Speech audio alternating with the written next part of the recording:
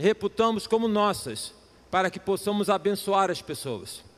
Então, o amor de Deus que nos movimenta para que nós possamos ir ao encontro das pessoas. Muito feliz, Gabriela, pela tua palavra. Muito feliz em poder ver uma jovem como você, assim, com esse coração aberto, de poder ir, de transformar, esse ideal. É bom nós podermos observar que temos tantos jovens assim, não é? Eu quero te convidar a abrir aí a Bíblia no texto de livro de Salmos, capítulo 42 e 43. Qual é o seu salmo preferido? O irmão que aqui está, você que está em casa, qual é o seu salmo preferido? Mande aí para a gente uma mensagem dizendo, meu salmo preferido é... Manda aí para a gente uma mensagem, colocando qual é o seu salmo preferido. Já que nós estamos falando de sertão, sertão tem a ver com secura, sertão tem a ver com aridez. Então este salmo aqui, o salmista, que ele não é identificado, mas ele fala justamente sobre aridez, ele fala sobre isolamento. E o que este texto tem a nos dizer? Neste momento em que falamos de sertão, para podermos exemplificar que mais do que um terreno, uma área geográfica, há um terreno seco no coração do homem, há um terreno que carece de ser da água espiritual no coração do homem, em qualquer lugar que ele esteja. E este salmo fala sobre isso. São dois salmos, por quê? Porque na verdade dois como se fosse um. Salmo 42 e o Salmo 43 é como se fosse um único salmo, duas estrofes de um mesmo salmo. Eu vou ler, os irmãos acompanhem com a Bíblia de vocês ou no celular. Diz assim, assim como a corça suspira pelas correntes das águas, assim por ti, ó Deus, suspira a minha alma. A minha alma tem sede de Deus, guarde essa expressão, a minha alma tem sede de Deus, tá? Sede de Deus, do Deus vivo. Quando irei e me apresentarei diante da face de Deus? As minhas lágrimas têm sido meu alimento dia e noite, enquanto me dizem continuamente, o seu Deus, onde está?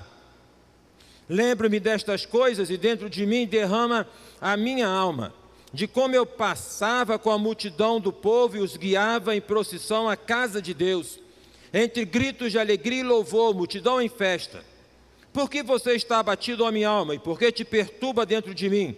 Espere em Deus, pois ainda o louvarei, a Ele meu auxílio e Deus meu. Sinto abatida dentro de mim a minha alma, lembro-me, portanto, de ti nas terras do Jordão, no Hermon e no monte Mizar. Um abismo chama outro abismo, ao ruído das tuas cachoeiras, todas as tuas ondas e vagas passaram sobre mim. Contudo, o Senhor durante o dia me concede a sua misericórdia, de noite está comigo o seu cântico, uma oração ao Deus da minha vida. Pergunto a Deus, minha rocha, por que te esqueceste de mim? Porque hei de andar eu lamentando sobre a opressão dos meus inimigos.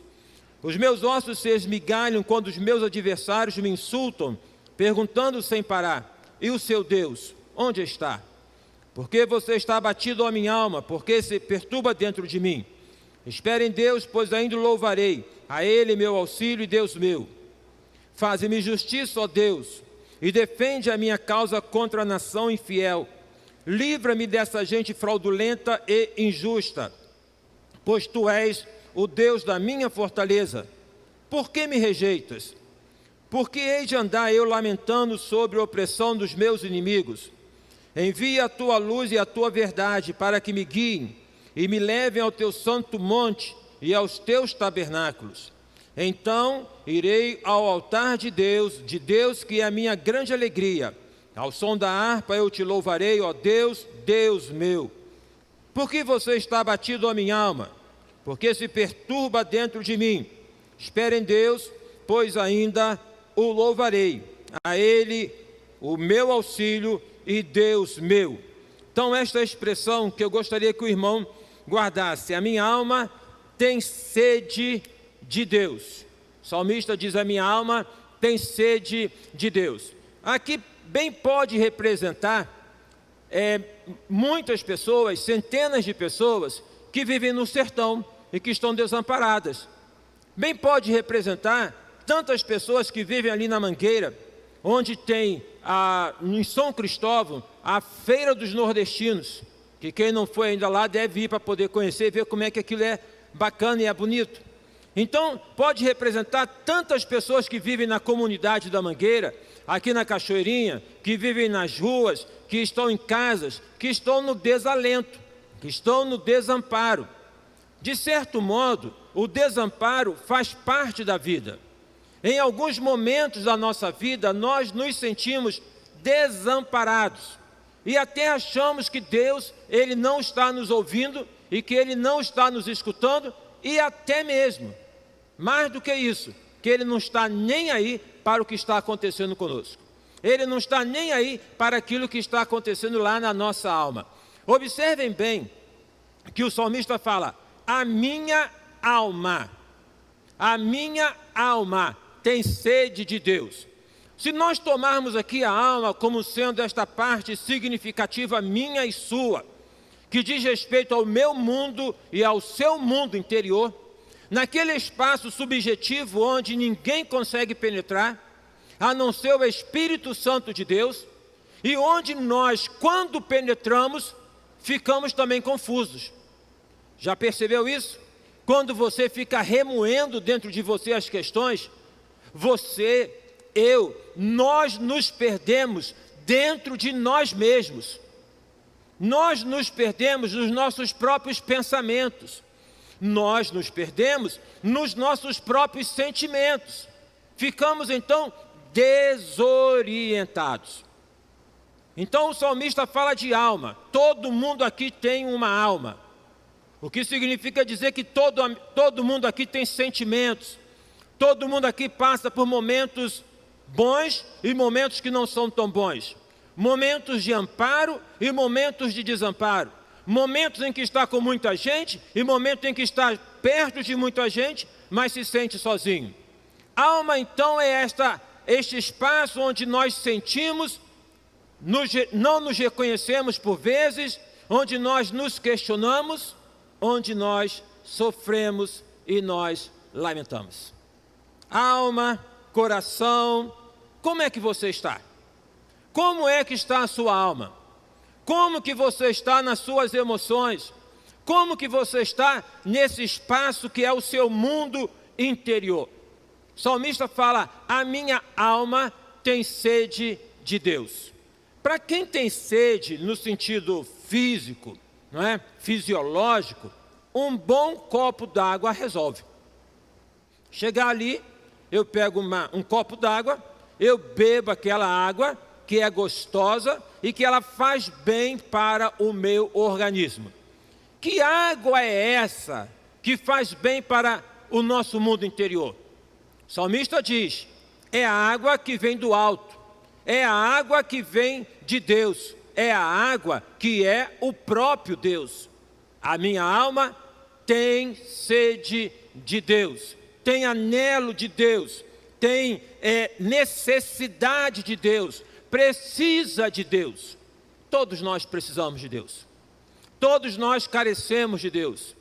Lá no Nordeste, onde pinga um pouco aqui, pinga um pouco ali, não é? E vocês observaram, numa das fotos que a Gabriela colocou, que no local onde está a região, a casa onde ela ficou, está tudo de terra batida, observaram? Mas um pouco mais à frente está verde. O Nordeste é um espaço tão bonito que basta algum pouco de água que cai, que já é o suficiente para que no meio daquela secura brote o verde, nasça a vida, ressurja a vida. Então, é a necessidade de pessoas de Deus, de reconhecer a Deus, esta água que sacia o nosso mundo interior. Quando é que nós temos sede de Deus? Quando é que nós temos sede de Deus? O salmista aqui nos dá algumas dicas de quando é que nós temos sede de Deus. Por exemplo, ele fala o seguinte: quando as minhas lágrimas têm sido meu alimento de dia e de noite, e enquanto dizem continuamente: onde está o seu Deus? Então, quando temos sede de Deus? Quando as pessoas apontam para a gente e questionam a nossa fé, e questiona a nossa convicção e fala assim: onde é que está Deus? O Deus que você crê, o Deus que você confia, onde é que está Deus? E o problema não é quando as pessoas apontam. O problema aqui é que o salmista estava aceitando o que as pessoas estavam apontando. Porque alguém pode lhe chamar de feio, e se você está bem, não vai lhe afetar em nada. Pode lhe chamar de burro, e se você está bem, não vai dar em nada. Mas quando você não está bem, até um elogio, por vezes mal interpretado, lhe faz mal. Nós temos sede de Deus quando aqueles que deveriam nos acolher põem o dedo na ferida. Nós temos sede de Deus quando nós temos sede de relacionamentos, de pessoas com as quais nós poderíamos e deveríamos dividir o que nós sentimos. Então ele fala: aqueles que estão ao meu lado, aqueles que me cercam, ao invés de estenderem as mãos, eles apontam: onde é que está o teu Deus? Algum dia na sua vida, alguém já questionou a sua fé? Algum dia na sua vida, alguém já chegou para você, no momento em que você estava lá, com uma dificuldade, chegou para você e falou: mas você é crente, cara? Alguém já falou isso para você? Já? Mas você confia em Deus. Alguém já chegou para você no momento da tua turbulência, da tua oscilação, e falar: mas como é que isso acontece com você? Você não confia em Deus? Alguém em algum momento já te fustigou lá no seu íntimo para poder tocar numa ferida aberta, ao invés, portanto, de lhe ajudar, prejudicar ainda mais? Nós temos sede de Deus quando, na verdade, pessoas nos faltam para que possam nos ajudar. Nós temos sede de Deus quando nós potencializamos aquilo que acontece ao nosso lado. Este salmo não tem uma característica em que situação, em que ocasião que ele foi escrito, mas tem aqui alguns indicativos que onde o salmista estava. Ele fala: sinto abatida dentro de mim a minha alma. Então ele está falando de mundo interior, ele está falando deste espaço, digo e repito, subjetivo, onde cada um se encontra e onde só Deus lança luz, onde eu me perco dentro de mim mesmo, Deus lança luz. Então ele está ali dizendo, ele está no local que é nas terras do Jordão, no Monte Hermon, no Monte Mizar. A localização, não sei aonde é que está o Monte Mizar, não me pergunte. O Hermon, quando fui para a viagem a Jerusalém, passamos pelo Egito, e lá no Hermon eu estive. Mas em que lugar que era aquele Monte Mizar? Mas o que dá a entender aqui é o seguinte: era uma época que até no deserto era uma época de chuva. Era uma época então que nas chuvas, o leito do rio que estava seco, ele começava a correr. E não somente a correr, mas a transbordar. Daí que o salmista ele fala o seguinte: um abismo chama outro abismo. Ao ruído das tuas cachoeiras, todas as tuas ondas e vagas passaram sobre mim. Nós lemos esse texto, e quando fala de ondas e vagas, nós que vivemos no litoral, o que nós pensamos? Ipanema, Leblon, Arpoador, Barra da Tijuca. Pensamos no mar com ressaca. Pensamos no mar com aquelas ondas, onde vem uma atrás da outra. E por vezes uma mais forte do que a outra. Mas o salmista está no deserto. E lá não é mar.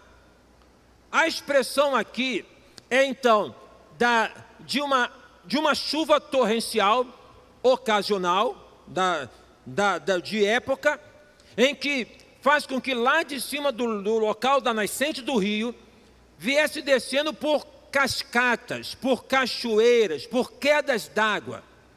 Seria alguma coisa mais ou menos semelhante à Foz do Iguaçu. Talvez não tão grande, claro, como Foz do Iguaçu. Mas alguma coisa semelhante àquela queda d'água, que é diferente desta queda d'água aqui da subida do Alto da Boa Vista, do Véu de Noiva, que quando você olha aquela queda d'água, e se tem uma queda razoável, fica bonita. É uma queda d'água assustadora. É uma queda d'água em que quando a água cai faz barulho. É uma queda d'água em que quando você, frente a ela se vê, você se pergunta, olha, se eu me colocar aqui eu vou ficar quebrado. Eu vou aqui, não tem como. São as forças da natureza em que o homem com toda a sua sabedoria ainda não consegue dominar. O vento, uma tempestade, um maremoto, ok? Então o salmista, ele está olhando aquelas quedas d'água, ele está vendo aquele movimento das águas, o borbulhar e o barulho das águas.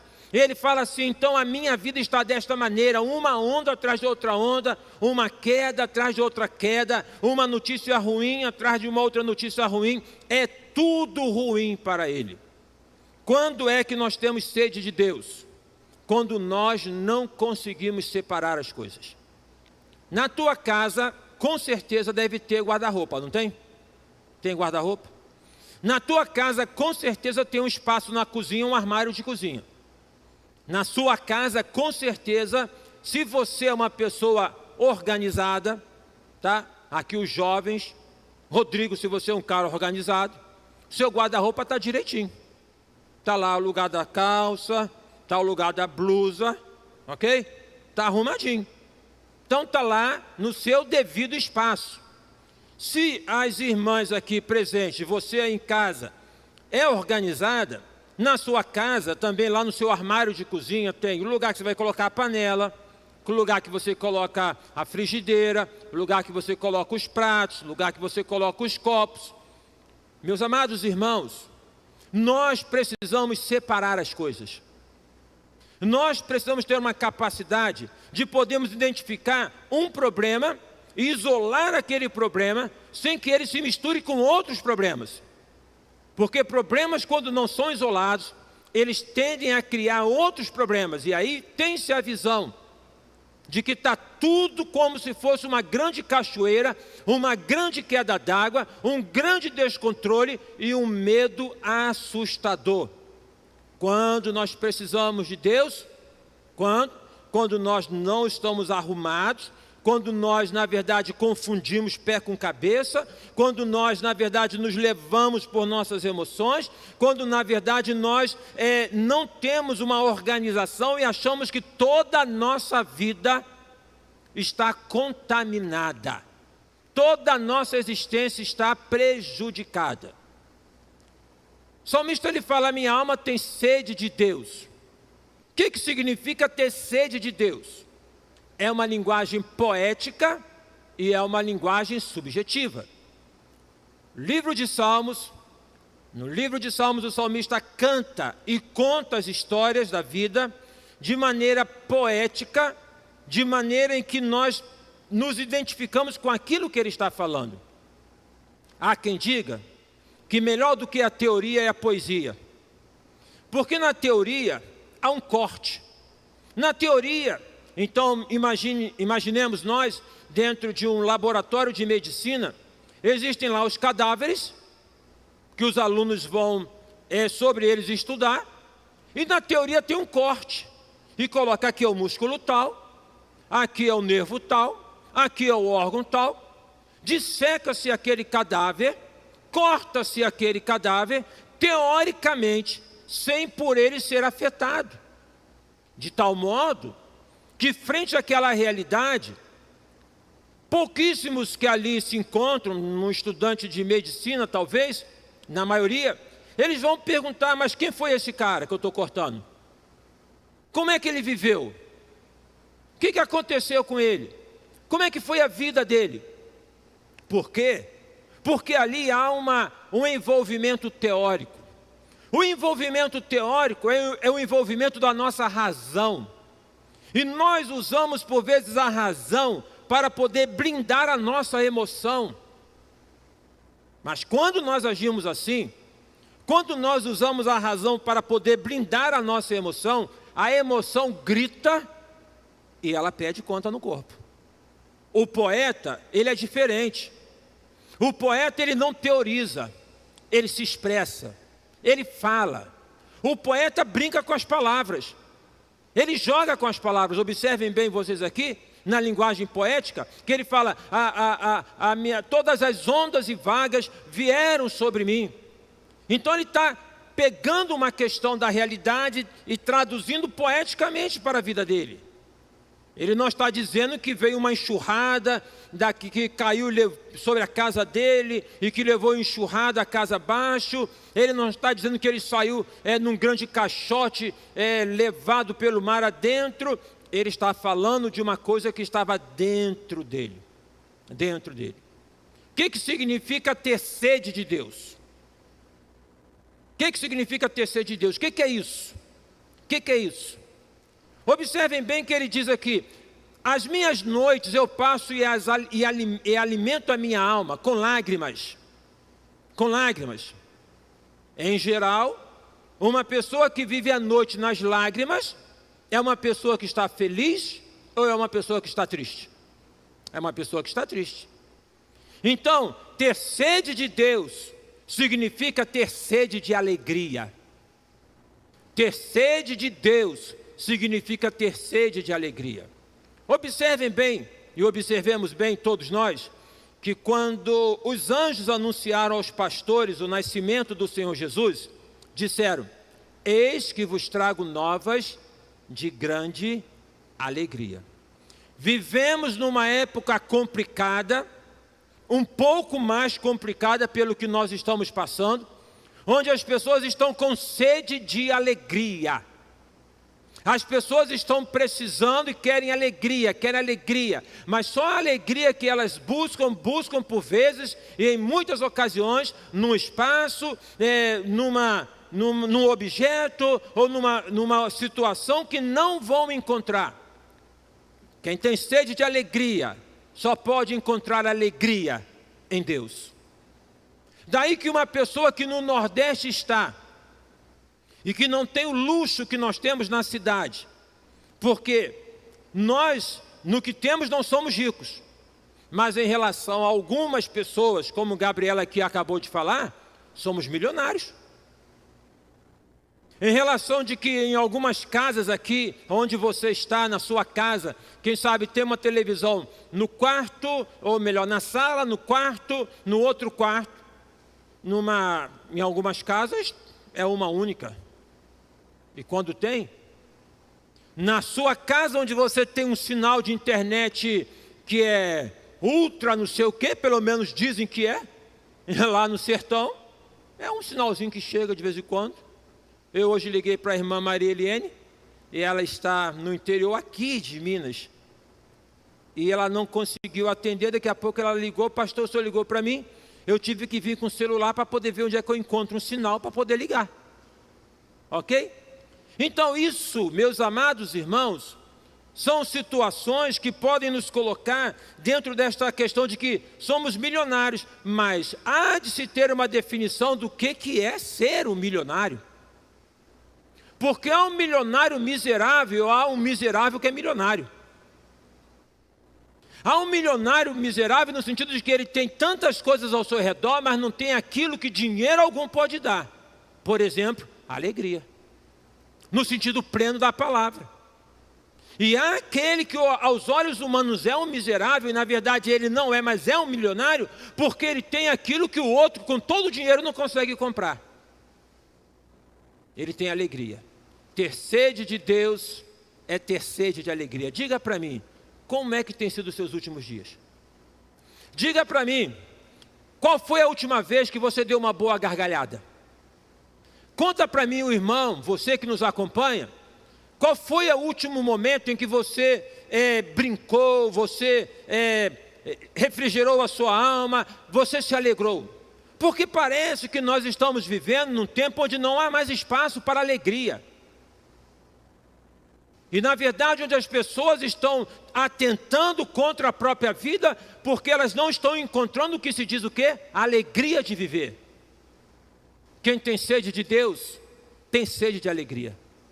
O salmista fala, a minha alma é alimentada por choro. Por choro.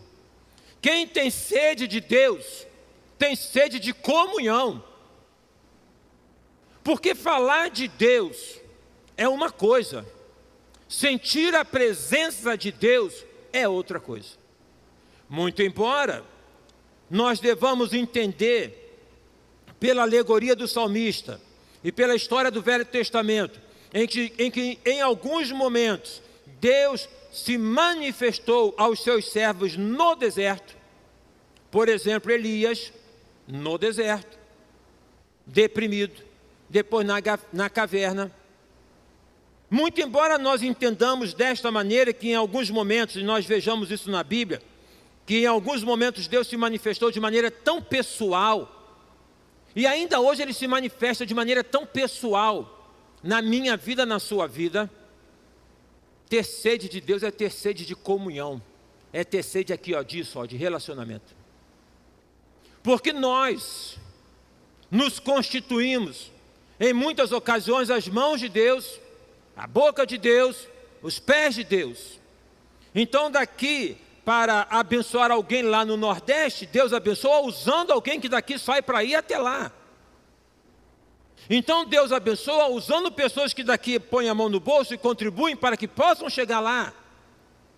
Então o nosso Deus é o Deus da comunhão, que nos convida para que nós possamos andar juntos e não cada um para o seu lado. Talvez eu diria quase que com certeza, um grande desafio que nós vamos precisar assumir é da restauração da nossa comunhão. É a restauração da nossa comunhão. Porque nessa leva do isolamento, talvez alguns estão perdendo a comunhão. E com a compreensão equivocada de que eu não preciso estar junto para poder estar cultuando a Deus.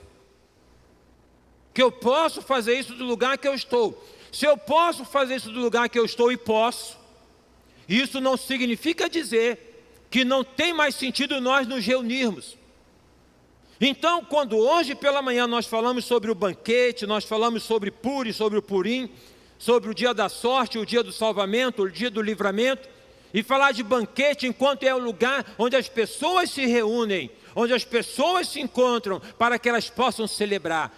Cada vez mais nós precisamos ser portadores da mensagem do Evangelho para levar alegria, seja ao sertanejo, seja lá na região do sul, seja na Amazônia, em qualquer lugar, porque tem pessoas precisando de alegria. Tem pessoas carecendo de alegria, da alegria plena, da alegria real. E Evangelho é alegria, minha gente. Evangelho é essa coisa leve, que nos coloca para cima, que nos motiva. Se temos lá os nossos momentos tristes, e temos, se temos nossos momentos de abatimento, nós temos, o Evangelho, ele pode muito bem ser expressado numa boa risada, numa boa gargalhada, numa expressão de alegria. Como diz no Velho Testamento, alegria no Senhor é a nossa força. Tem sede de Deus quem tem sede de esperança. Esperança é o que move a nossa vida. O salmista ele fala, quando eu me lembro, quem na vida vive olhando para trás, assim já perdeu a esperança. Porque quem vive com esperança não olha para trás, olha para frente. A esperança nunca é uma sinalização para trás, a esperança sempre é uma sinalização para frente. O apóstolo Paulo fala que em esperança nós fomos salvos. Nós fomos salvos em esperança. Desta maneira, então, o convite que a Bíblia nos faz e aquilo que Jesus veio a nos oferecer é esta esperança. Vai melhorar, vai melhorar, vai melhorar. Vou sair dessa, vou superar essa, vou vencer essa. É esperança. Tem sede de Deus quem tem sede de esperança. Quando eu me lembro, quando eu me recordo, naquele dia, naqueles anos, lá é que eu era feliz, lá naquele tempo, não, já diz o ditado, que quem vive de passado é museu. Nós olhamos para trás, temos fotografias, temos filmes, mas somos convocados a olharmos para frente. Então quem tem sede de Deus tem sede de esperança. Seu coração está esperançoso? Você tem um coração esperançoso em relação à sua vida, sua família, em relação aos desejos do seu coração, os seus sonhos. Você tem um coração esperançoso? Você olha para frente e você vê coisas acontecendo de boas na sua vida? Quem tem sede de Deus, tem sede de esperança. O apóstolo Paulo diz que a esperança que nós temos em Cristo é a esperança que não nos desaponta, é a esperança que não nos decepciona. Então, quando temos sede de Deus? Quando nós nos sentimos isolados, quando nós potencializamos os problemas, quando nós, na verdade, estamos naquela condição em que nos constituímos como que uma formiguinha. E parece que qualquer pessoa que venha possa pisar e possa nos esmagar. Qualquer situação pode, na verdade, estourar as nossas tripas. O que significa ter sede de Deus? Significa ter sede de alegria. Alegria. Alegra o teu coração. Alegremos o nosso coração. Inclusive, no livro de Isaías, há um texto, eu não consigo precisar agora o capítulo, em que vai colocar justamente nesta expressão, que na terra seca eu farei brotar a relva, na terra seca eu vou transformar no manancial. Então é alegria, é alegria. Quem tem sede de Deus tem sede de esperança, e Jesus é a nossa esperança. No livro de Hebreus vai colocar que Ele é a nossa âncora, a âncora da nossa esperança. A gente agarra nele, a gente gruda dele, a gente não larga dele. Nós vamos em frente em nome de Jesus, porque tem esperança. A segunda questão é como que nós saciamos a nossa sede de Deus. Como é que se sacia a sede de Deus? Para poder saciar a sede do corpo fisiológica, repito, é pegar um copo d'água e poder se refrescar com um bom copo d'água. Como é que nós saciamos a nossa sede de Deus? Estes dois salmos, eles são, em três ocasiões, nos dois salmos, são três marcações em que o salmista coloca o seguinte: ele fala: por que estás abatido, a minha alma? Por que te perturbas dentro de mim? Ele faz isso, se não me falha a memória, no versículo 5, versículo 6. Ele faz isso no final do capítulo 42. E ele faz isso lá no capítulo 43. Como que nós saciamos a nossa sede de Deus? Quando nós nos interrogamos e perguntamos para nós mesmos: por que eu estou abatido? Por que eu estou prostrado? Por que estás abatido, a minha alma? Por que te perturbas dentro de mim? Espere em Deus, pois ainda o louvarei. Aleluia. Espere em Deus.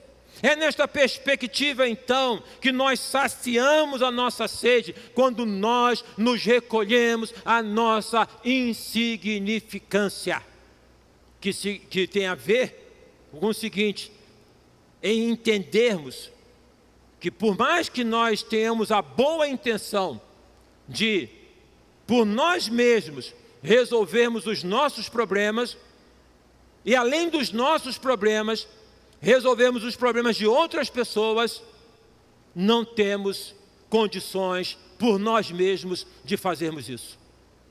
Não tenho condições de, por mim mesmo, resolver os meus problemas. Se eu ficar quieto, se eu não falar, se eu não procurar ajuda, o que eu sinto só vai piorar. O que eu sinto só vai piorar. Se eu não buscar, se eu não ir ao encontro de quem pode me ajudar, o que eu sinto só vai piorar. Há uma questão no buscar ajuda, que é uma coisa que nós precisamos vencer. Por vezes nós precisamos de ajuda, muitas vezes, e nós não temos um coração aberto para receber ajuda. Por vezes você está precisando, mas por uma postura de que você entende que pode dar conta, você não recebe a ajuda. E esta ajuda que por vezes rejeitamos, é uma ajuda que vem da parte de Deus, que tocou, seja no coração de um irmão, seja no coração de um incrédulo, para poder te abençoar, para poder me abençoar. Bom, como que nós saciamos a nossa sede? Quando nós entendemos que por nós mesmos nós não temos condições de fazermos isso. Quando nós compreendemos que há uma decisão minha e sua, mas que isso por si só, tá? Isoladamente, como que eu faço, não resolve. A decisão é de eu poder me colocar perante Deus. E aí ele fala, porque estás abatido a minha alma, porque te perturbas dentro de mim, espera em Deus. Espera em Deus. Esperar é um ato de fé. Esperar é um ato de fé. Quem não espera com fé, braveja na vida. Quem não espera com fé, esperneia na vida. Quem não espera com fé, ele, na verdade, surta na vida. Porque esperar é um ato de fé. Esperar, você ficar numa condição de que você está ali esperando, é um ato de fé. E esse ato de fé de esperar, não é um ato de passividade, de conter. A fé não é uma questão para poder conter. A fé não é um recurso que temos para conter o medo, para conter a ansiedade, para conter a angústia, não. A fé é um recurso para liberar o medo, para liberar a ansiedade, para liberar a angústia. A fé é um recurso, é um bisturi para rasgar esse negócio e pular fora. A fé não é para poder reprimir, é para poder liberar. E esse ato de esperar, então não é um ato de poder ficar naquela condição de amargura ou de retesado ali, como que não. É uma questão de que eu estou esperando, mas ao mesmo momento que eu estou esperando, eu já estou me alegrando. Então esse ato de esperar, como nós encontramos na maioria das vezes na Bíblia, é um ato de esperançar. Porque ao tempo que você espera, você já celebra. É isso que o salmista está falando. Porque estás abatida dentro de mim? Porque te perturbas, ó minha alma? Espera em Deus, pois ainda o louvarei. Então quando ele coloca espera em Deus, pois ainda o louvarei, ele já está remexendo nas partituras da música que ele vai cantar. Quando ele fala espera em Deus, pois ainda o louvarei, ele já está vendo o cântico que ele vai colocar. Ele já está ali elaborando, solfejando o que ele vai cantar. Ele já está assoviando.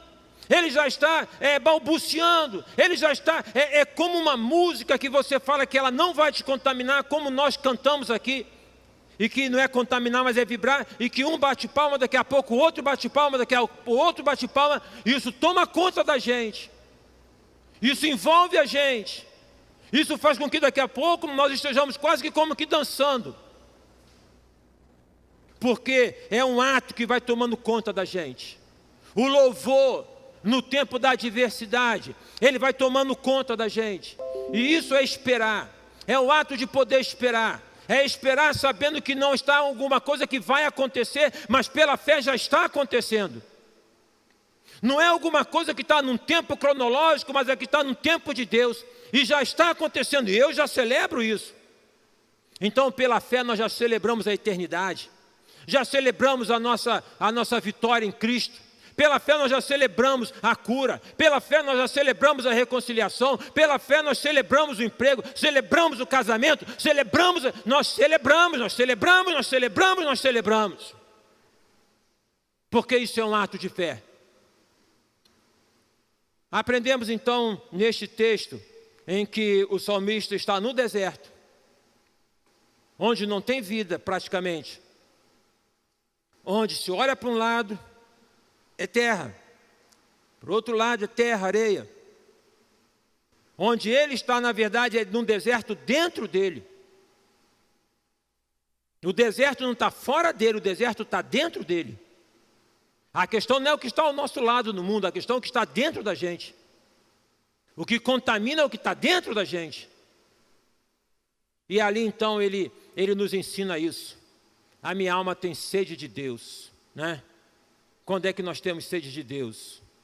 Nós temos sede de Deus, então, quando nós estamos carentes da comunhão, quando nós estamos potencializando os problemas, quando nós não sabemos separar. Ou seja, nós temos sede de Deus o tempo todo, porque nós nunca conseguimos fazer isso sozinhos.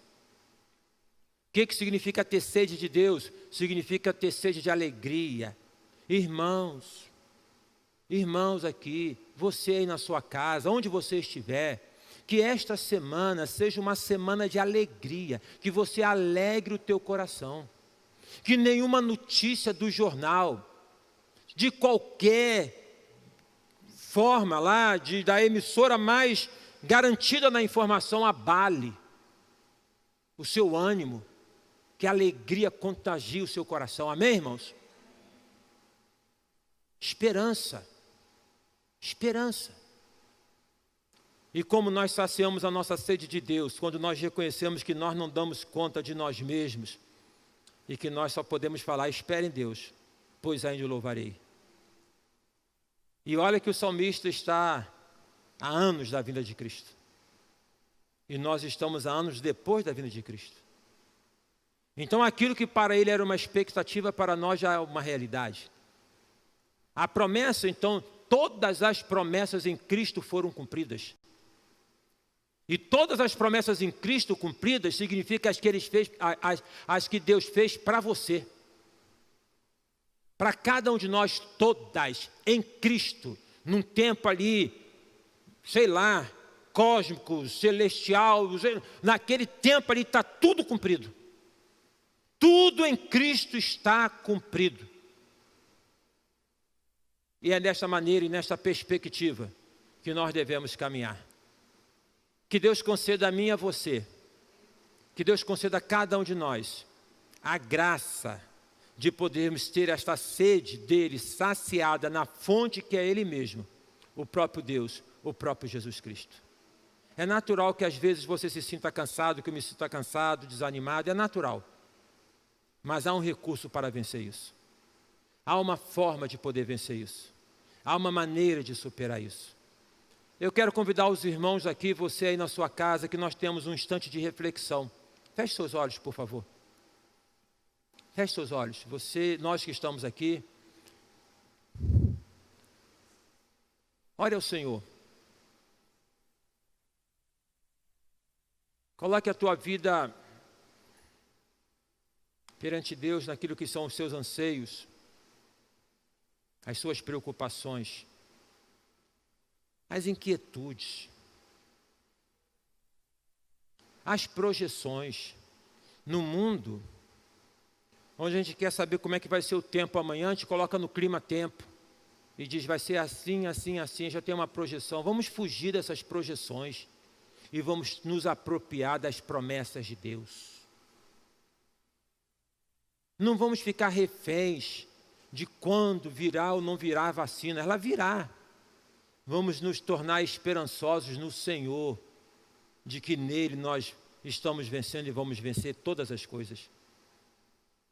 Esperança no teu futuro. Você como jovem, esperança. Na tua vida, daqui para frente. Nos desejos do teu coração. Na tua vida emocional. Nos anseios. Deus tem cuidado, Deus vai cuidar. Da tua profissão, Deus tem cuidado, Deus vai cuidar. Você como adulto, do que Deus tem para você na tua casa, na tua família. Você que porventura está desempregado. Muitas pessoas desempregadas no Brasil. Muitas pessoas. Na América Latina, 37 milhões de pessoas. E aqui nós estamos, enquanto igreja, repartindo um pouco para ajudar. Doando alguns alimentos para poder abençoar. Você está nesta condição, quebra a projeção que vai faltar pão na tua casa, porque o pão não vai faltar. Quebra a projeção de que você vai ficar em desalento, porque você em desalento não vai ficar. Você que está acamado, adoentado, infectado, contaminado, seja qual for a enfermidade. O apóstolo Paulo fala ainda que este corpo, ele se corroa, ele se desconstitua. Nós temos ao mesmo tempo um corpo que vai sendo forjado, que vai sendo construído de dentro para fora em cada um de nós. E este corpo, ele não é corruptível, ele nunca mais será esfarelado, porque é um corpo espiritual e está dentro de você. está dentro de mim, está dentro de todo aquele que crê no Senhor Jesus. Eu te convido, portanto, nesta noite, é que você coloque a tua vida, a tua casa, a tua família, inquietações perante Deus. Eu te convido que você, à semelhança do salmista, diga: por que eu estou abatido, abatida? Por que minha alma está abatida? Eu decido esperar em Deus. Eu decido confiar nele. Se você está aí cultuando a Deus conosco pela internet, mande uma mensagem para a gente agora, dizendo assim: ora por mim, pastor. Ora por mim, igreja. Ora pela minha vida, pela minha casa, pela minha família. Ora, eu estou precisando disso na minha vida. Eu estou assim numa secura espiritual, numa secura emocional. Manda uma mensagem para a gente. Mande uma mensagem para a gente. O irmão que aqui está, nós vamos orar por você. Se você está carecendo de renovo espiritual, nós vamos orar por você.